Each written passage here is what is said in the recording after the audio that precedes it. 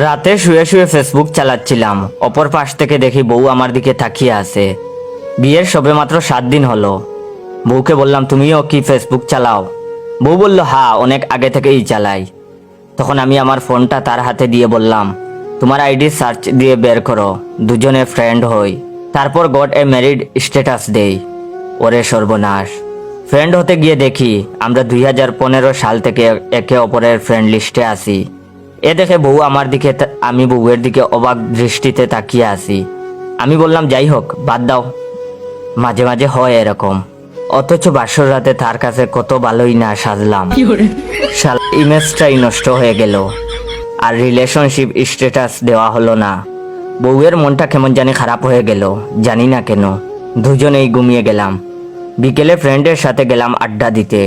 তাদের সাথে গল্প করছি, সিগারেট খাচ্ছি, আর ফেসবুকের নিউজ ফিড স্ক্রল করতেছি। এর মধ্যেই মেসেঞ্জারে পটাং শব্দে চ্যাট হেডে চোখ পড়তেই দেখলাম বউয়ের মেসেজ। বলতেছে, কোথায় আছো, বাসায় আসবা কখন?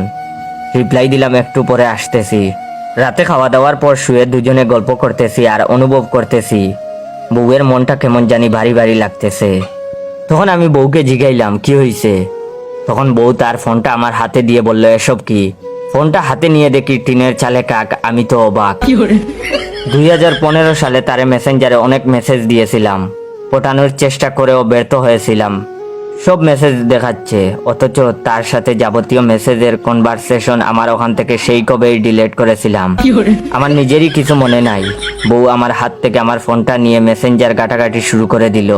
1 ঘন্টা পর কিছু না পেয়ে বলে, আমার সাথে যেমন কথা বলার সব কনভারসেশন ডিলিট করে দিয়েছো, বিয়ের আগে আরো যত মাইয়ার সাথে কনভারসেশন ছিল সব ডিলিট করে দিয়েছো।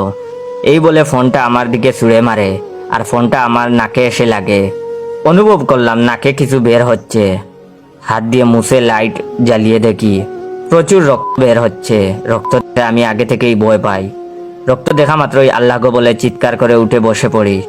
আমার চিৎকার শুনে রুমমেট 3জন লাফ দিয়ে ঘুম থেকে উঠে বলে, কি হইছে, কি হইছে?